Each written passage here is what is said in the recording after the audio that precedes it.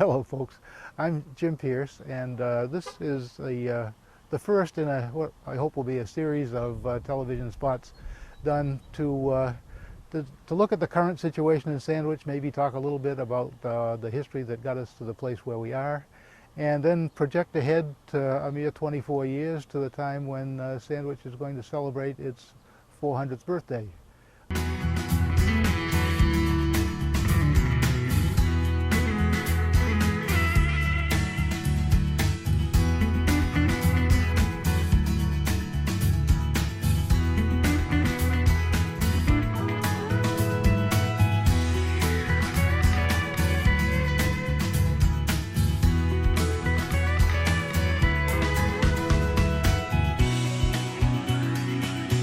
Hi folks, I'm Jim Pierce. It's July 22nd, 2015, and I'm here at Sandwich Hollows with Frank Panorffi, the current chairman of the Board of Selectmen.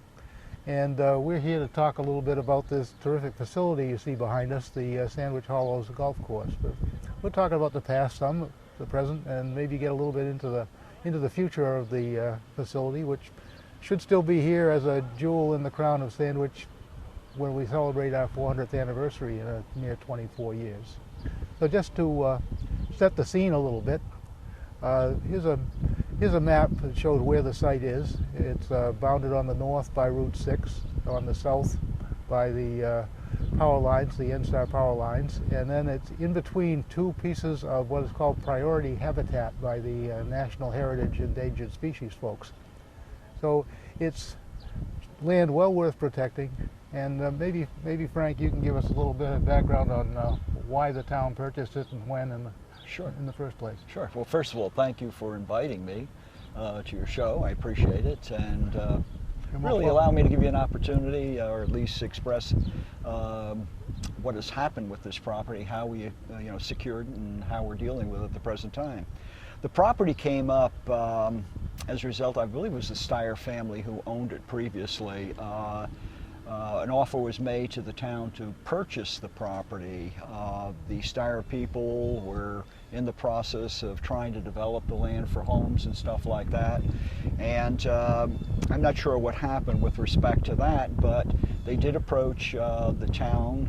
Excuse me a sec. Sure. About how many homes, any idea how many homes they were thinking about developing? Yeah. 640 is the number that sticks in my mind. This particular piece of property is over 500 acres. And it wouldn't have been 40B stuff. This would have been exclusive homes. It's rolling hills, as you know. It would have been a beautiful site. The problem was, with that many homes, the obvious need for a new school kind of pops up real quickly. Yeah, it wasn't 55 and over. No, it wasn't 55, or over.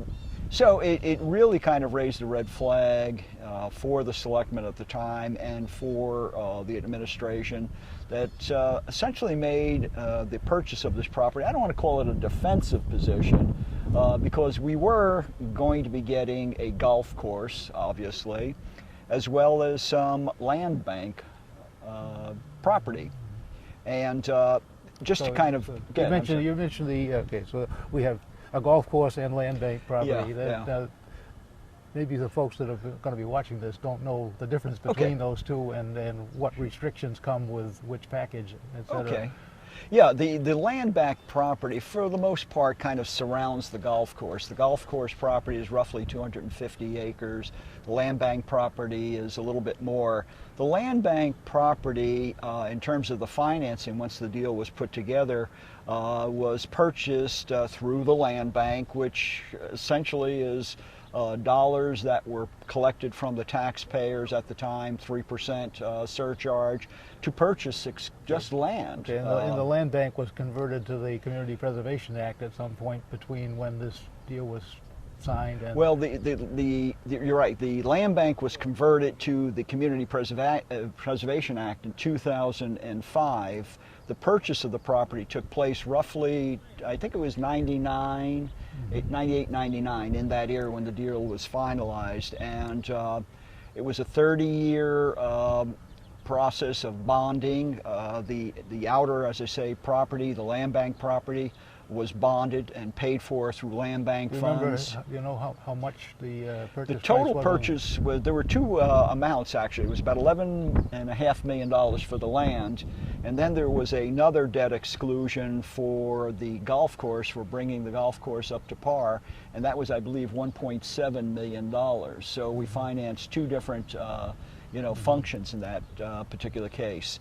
The golf course... Yeah, probably there were three different ones though, because the land bank property was purchased with land bank money.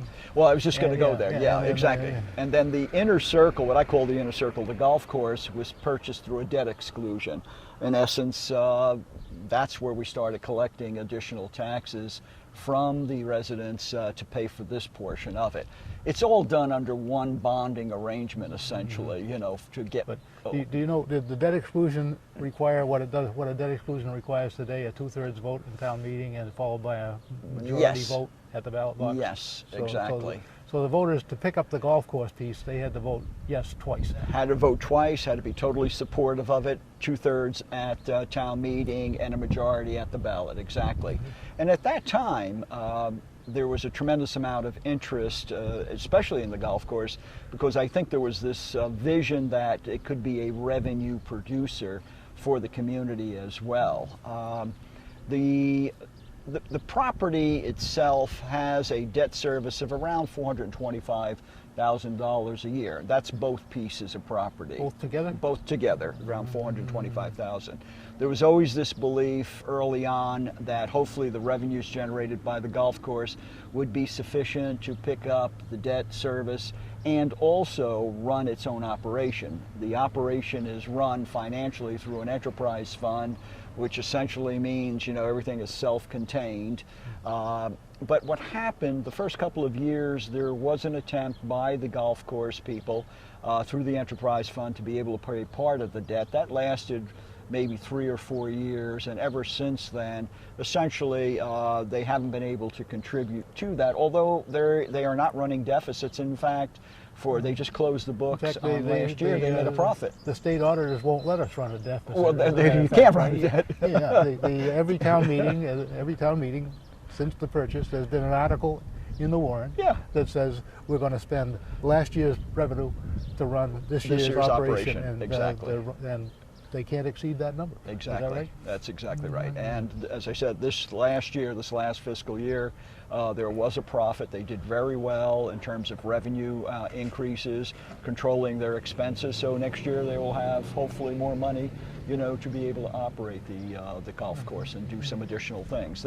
This place has changed tremendously in a couple of ways. First of all, the people who were on the committee that purchased this land, were involved in purchase, really tied this property up. The land bank property, you can't do anything on it. You couldn't put an outhouse if you wanted to on it. You just can't. This particular land, there were extreme in the sense of positive things done to protect the land, to conserve it so that it wouldn't be used just kind of willy-nilly. The original language on the golf course is golf-related recreation. Exactly. That's exactly right. And in a way that was restrictive as well, because as I said, there's 250 acres of land here. If you talk to the golf experts, you only need roughly 120 acres for a golf course, a reasonable sized golf course. So there was plenty of other land that was available, and we've wrestled with this for years and years. There are some people that want this property sold off. In fact, in 2005, the selectmen did put a warrant article to sell the golf property, the golf course portion of this property, and that was turned down by town meeting. And ever since, we've been working, or selectmen, not only myself but others, to find ways of improving the property, of generating more revenues. It's been tough. Generating revenues is a tough thing. I guess that's a good place to introduce this. This is a study that was done by Gale Engineering. It's stamped November 4th, 2014, and it's the attempt to study this facility and see what could we do with the area surrounding the golf course that is part of the golf course. Now, the driver for this, as I understand it, was the need to get people to recognize what we have up here and come here and use the facility. And as you said, the golf course is on roughly 250 acres, and a golf course doesn't require that big a piece of land. So there are areas within this facility that, I guess I should back up a little bit here. The town also went with a home rule petition to the state to partially waive the golf-related recreation provision. It's now active recreation. And as part of the Gale study, there's another map in here which maybe you can put up on the screen that shows that there are several areas where there's enough land in one place so that without disturbing golf operations, you could add some recreational facilities like, you and I apparently aren't old enough for pickleball because I don't know what it is, but the people wanted some of that. There's a place for some tennis courts. There's talk about where does Pop Warner go if and when the South Sandwich Village Center Sports Complex materializes. And there's space where that space that could be made available for that. But there's a plan. There is a plan in this scale engineering study, but at this point, as far as I know anyway, nobody is advocating executing that plan. Well, it's not a question necessarily of advocating. I think we've advocated in the sense we've talked to the public, essentially saying that the town itself doesn't have the funds to be able to do these kinds of things. However, we've tried to encourage different groups to say land is available for you if you have sweat equity to put in some sort of volleyball court or pickleball. Do you call it a court in pickleball? I don't know. Or a field. I don't know. I think they play it on tennis courts. Yeah.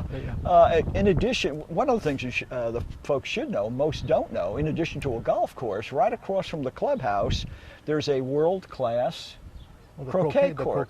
That was put in, I think, 3 years ago. At no expense to the town of Sandwich. At no expense to the town. Purely on sweat equity of people who wanted to play croquet. I didn't know it at the time, but there were people that play croquet professionally, or let me say, not professionally, but at a world-class level, that live in town, who approached the town and our executive director of the golf course, Johnny Johnson, with this idea and notion, and the town did in fact lease a piece of the property, which is right next to the putting greens, and it was all, again, sweat equity. About 150 yards from where we're sitting. Exactly. One, right? Off yonder. Let's see, the sun is behind us, so anyway. That'd be to the it's west, north, probably northwest or something like that, yeah.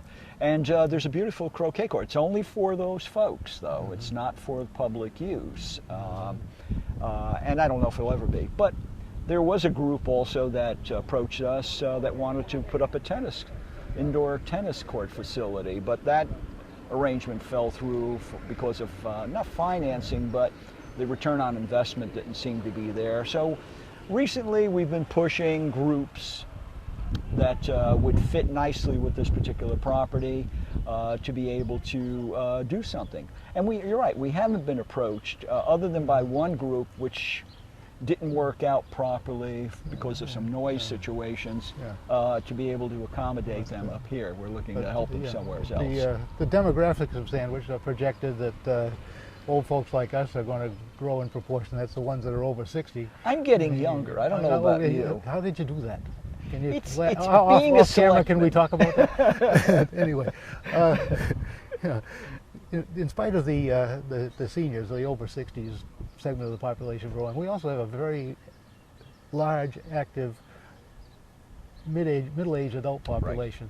People, I don't want to call 30 middle-aged, but the 30 to 55 that are looking for recreational opportunities. And I know on the Selectmen's long-range capital plan, there's on the list is recreational facilities for that segment of the population, as well as seniors for that matter.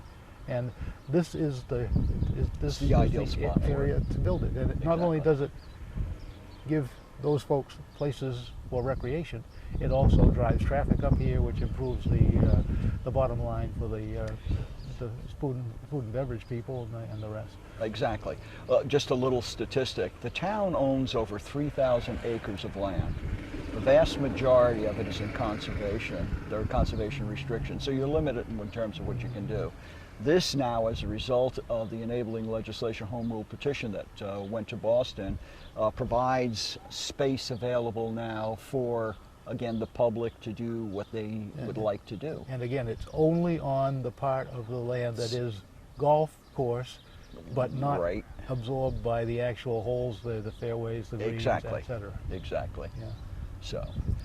So I think it was a great plan that was put together. I wish we were approached by some of these folks to say we're willing, as did the Park Warner people, who built their own field, as the soccer people have done in building some of their fields around town. Up off of Farmersville, they have a beautiful field up there, soccer field. It's right on Sandwich Water District Department land, but what's the difference? Again, is this land also, were the provisions written into the deal for this land to be a possible source of additional wells for the water supply as well? As a matter of any purchase that the town has made over the years, and it goes back maybe at least 15 years, automatically there are provisions which would allow the Sandwich Water District to be able to drill wells on it. One of the provisions, though, is that you can't do anything within 400 feet of that. So a lot of the land that is purchased, that's conservation land, and has this particular provision on, is probably stuff that we wouldn't do anything with. You don't have that particular problem up here. Yeah. Well, there is land that adjoins or abuts this property in which there are wellheads. I think this directly abuts the Maple Swamp Conservation Area, right? It does. So all of that, what's that, about 1,200 acres of? It's the largest single, we've accumulated land over the years, but it's contiguous now. It's about 1,200, 1,300 acres of land. It extends almost all the way down to Quick Chase Road, right? Yeah, so, exactly. What I thought it was even for a guy who was born here and lived here a long time, you still know your geography. It amazes me. Yeah, I used to get lost a lot. But I thought it was kind of neat. A couple of years ago, that black bear wandered through looking for true love, and nobody in Sandwich ever saw him, as far as I know. I don't know of anyone. I think it's neat to live in a place where a 200-pound bear can wander Sneak through right town, and nobody sees a thing. Go unobstructed. Okay, so the present, we've got a nice golf course here. We do. I've heard from both of my sons who play golf, from my sister who plays golf. I know you and I don't, but and a fellow who just walked through the lobby while I was sitting there waiting for you to show up, that you got to be half billy goat to play the back nine here, because the folks who were building the golf course ran out of money for changing the elevations and things. So it's a nice golf course, and it's well maintained. John and his crew have done a great job with it. Yeah. And it is what it is, and it was purchased for open space, and we can't lose sight of the fact that open space was the driver on this one. Open space, defensive position in terms of building 640 homes. But the other piece too, in addition to golf, don't forget in the winter, this is used for other purposes. I mean, cross-country skiing, tobogganing, and those kinds of things. I don't think John allows skidoo-mobiles, whatever you call those, snowmobiles. I don't think he allows that. I know it would tear up the turf. But my grandkids were always on me to bring them up here with their sleds when there was snow on the ground. Which unfortunately there was too much snow on the ground this last winter, so that hurt John's operations some. Well, I know people in town that walk this land all the time, including the golf course, because it is there and it is available. It's part of passive recreation. There are hiking trails. I don't know. Are there bridle paths up here? I think that's part of. I'm not sure about that. I don't know either. There may be. Have to check in on that. Got to check with the horse people, I guess. Yeah, but in terms of the future, with all the deed first there's the conservation restriction on the Cape Cod Land Bank purchase land, which, as you said, you can virtually do nothing with that land. Right. So, and it takes a 2/3 vote of town meeting. It takes a 2/3 vote of the state legislature, and the state legislature has only done it for very small parcels in order to take anything out of conservation. And even when the legislature has done it for small parcels, they've demanded land of twice the value be put into conservation. That's true. In exchange. So, when people talk about selling the golf course or selling the land around it with the deed restrictions, why would anyone buy it? Well, first of all, on the land bank purchase, you can't. I mean, it's in perpetuity. It's been said. You'll never do anything on that land. With respect to the golf course portion, which is the recreational piece, golf and other kinds of recreational pieces, even that is tied up, as you know. As we just said, we had to go to the legislature to get some minor, what we thought were minor changes. This land, in my opinion, will never be sold for development. So the people who are thinking about putting up a big hotel where that building over there is, it's never going to happen, in my opinion. First of all, to unwind the deed itself, just to untangle that. And by the way, people can go to town hall if you have nothing better to do and ask to take a look at the document, essentially the deed for this particular property. It's about an inch thick, but all you have to do is read the first 7 pages, which is an executive summary, okay, and you'll see why it became impossible. We were approached by developers, and I said, before you go any further, I said, here, read this, just read the executive summary, tell me whether you want to get involved with trying to do this. He came back, said, thank you very much. Screaming in the other direction. So he understood that legally it would be next to impossible to do, very costly to do, and to get the legislature to take essentially conservation land out of that category without doing the replacement, you know, it's never going to happen. And who has the kind of money to do that on 250 acres of land? Very few people. So do you? Let me check my wallet. So in terms of the future, it's a gem. It's open space. It should be here at least through the town's celebration of its 400th birthday in 25 years. I've calculated, I think it's 2028 is probably when we make our final $425,000 payment. Then we will get full title to the property, and anything that we make essentially still provides an opportunity for improvements in this particular facility. And there have been a tremendous you know, number of different improvements that have been made in this property. The building itself, the food service, the owner or the leasee, or leaseor, I should say. And those improvements have been paid for with excess, if you call it excess profits.